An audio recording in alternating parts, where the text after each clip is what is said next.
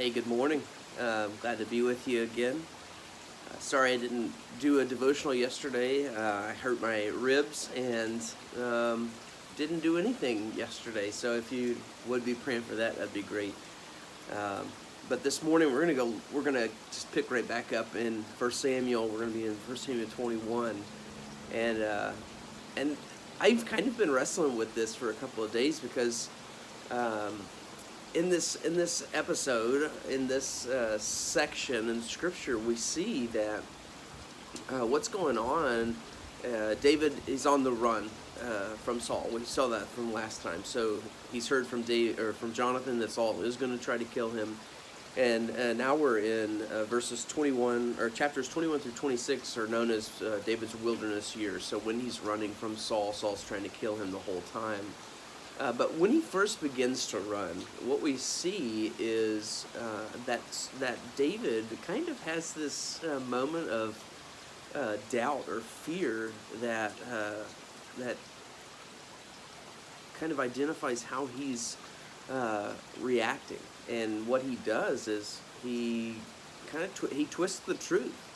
Right here in the beginning, he lies to a priest about why he's there, and he lies to the king of Gath about him being insane. So I was kind of wrestling through that. What's going on? Is David actually twisting the truth? Is he not trusting the Lord? Or and if he is trusting the Lord, then how does that communicate, or what does that communicate to us? Does it mean that we can lie at times? And honestly, it's not okay to lie. We know that that's a sin. We know that lying or twisting the truth is simply trying to manipulate the situation for our benefit. And what David is doing, he does that out of fear. And it shows us that David is actually a human. It shows us that he's fallen. A lot of times, a lot of commentators don't mention his twisting of the truth, and I think when we don't, we miss out that he's actually a human being. He's fallen. He struggles, and David's. If you put yourself in his situation, you would see that what's going on is he's just lost everything. I mean, he has to run his. He had to leave his wife. He had to leave his home. He had to leave his best friend Jonathan. And he's afraid. The king of Israel is seeking to kill him, and that makes him afraid. But fear, and then us meeting fear with this, I need to twist the truth, is not trusting God. And David, right here in the beginning, he's not trusting God like he normally does. He's not trusting God like he did when it came to defeating Goliath. So you see that we have these struggles in faith. David has this huge moment of faith, and then he has this moment of sorry, I'm outside and the wind's blowing really hard. He has this moment of faith, and then he has this moment of doubt, just like we do. So his manipulating, his lying, his not telling the truth here brings two important situations. First, it shows us that there's consequences to lying, and there's consequences to trying to take matters into our own hands instead of trusting the Lord. We are going to go the wrong way more than likely.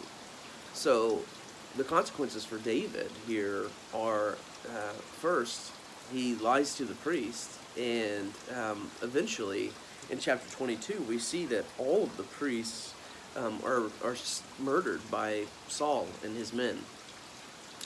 Secondly, this just puts him on a path of running instead of staying and seeing and waiting on the Lord. So we see in verse 22, David is much afraid. He took these words to heart and was much afraid. And I want you to know that that's not his sin, his fault, his failure is not being afraid. There are times that we're going to be afraid. Where he falters is not trusting in the Lord. But the second thing that comes out of this is a growing of his faith. So we see that these moments of faith, one, if we try to manipulate them, are going to lead us away from the Lord. They're gonna have these negative consequences.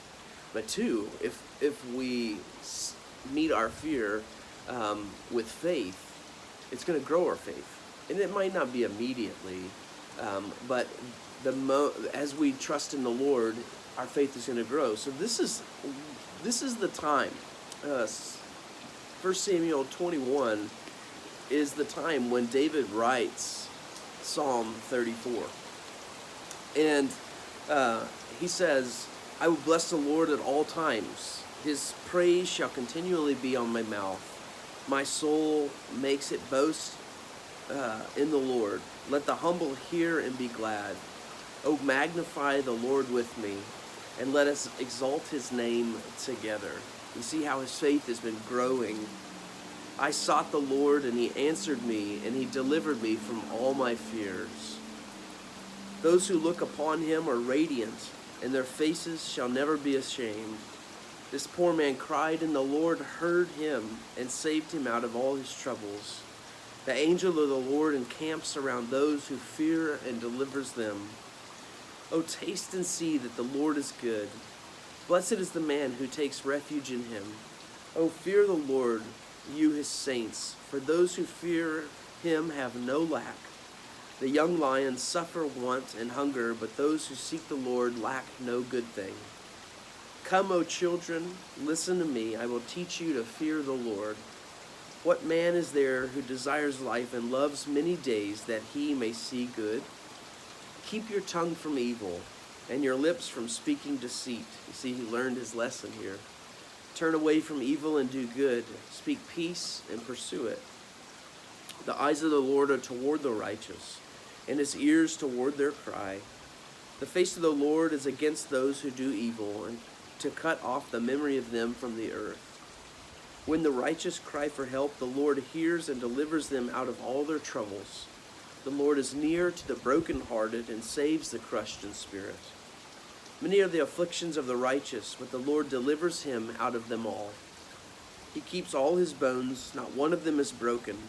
Affliction will slay the wicked, and those who hate the righteous will be condemned. The Lord redeems the life of his servants.